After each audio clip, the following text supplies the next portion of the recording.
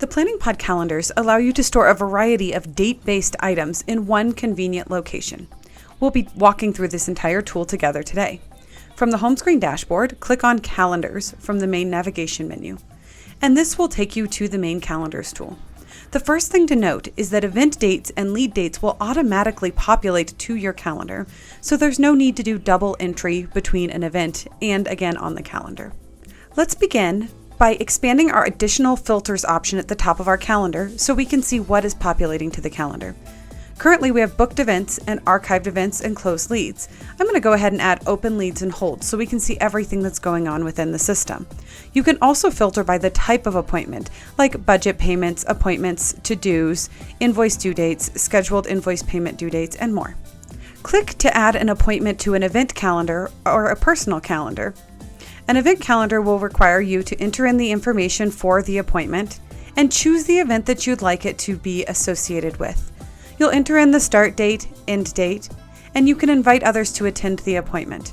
Make notes, add a location, and even make recurring appointments.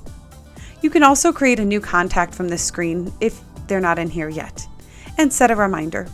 Once you click Save, this will populate to your calendar and to the event appointment calendar within each event or lead. You'll use that same button to add an appointment to a personal calendar or to a lead calendar. You can add to-dos to events right from this screen as well by clicking Add To-Do. You'll enter in the name of the to-do and select an event to associate it with. Once you select the event, it will bring up the full menu to add due dates for that to-do, notes, and more. Personal sub-calendars were created to track information and appointments that's not necessarily directly associated with an individual event or lead.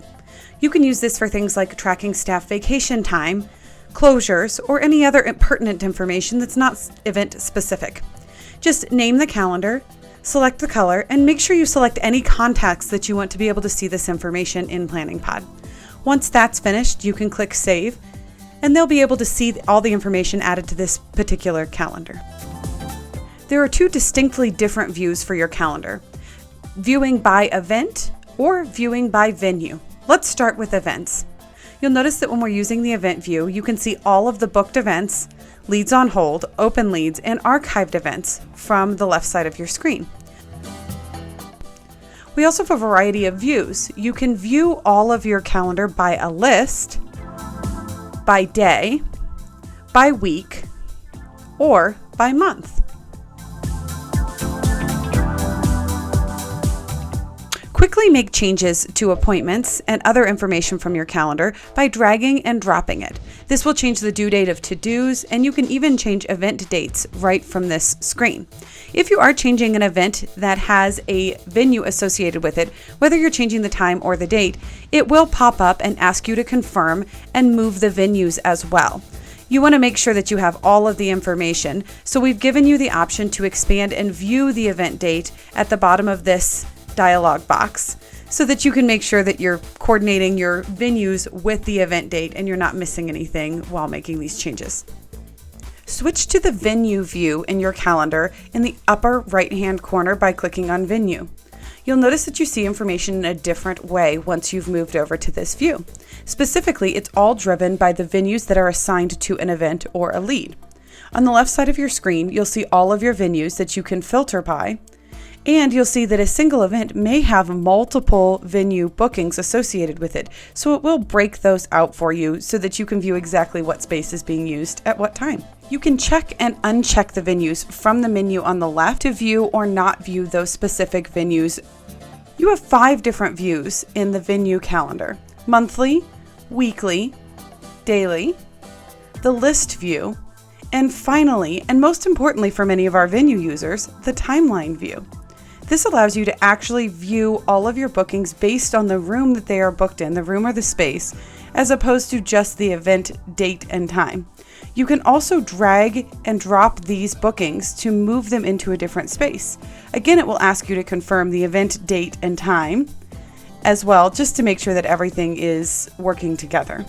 Now that we're familiar with how the calendar tool works, let's talk about how we can share that calendar tool with the world. Under the Import/Export menu, you have a number of options. The one at the bottom is to download the PDF to give to someone. Note that it does download in its current view on the screen.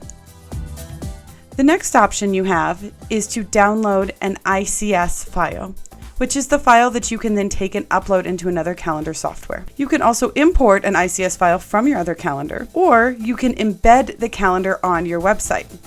This is the way this works. You have the option to add an availability calendar or an event calendar.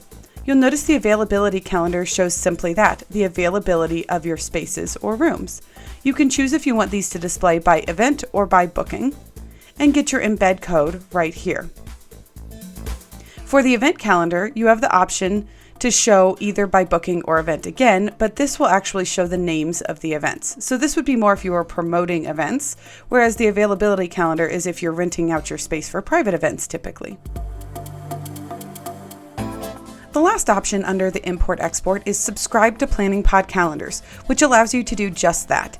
Put all of the information that's in the Planning Pod calendar on your external e-calendar like iCal or Google Calendars or Outlook calendars, and it will automatically populate from Planning Pod to your outside calendar.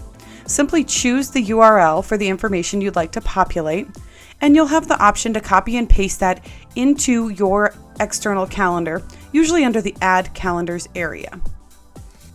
Now we're going to take just a second to take a look at our account settings for one more item that's important for your calendar.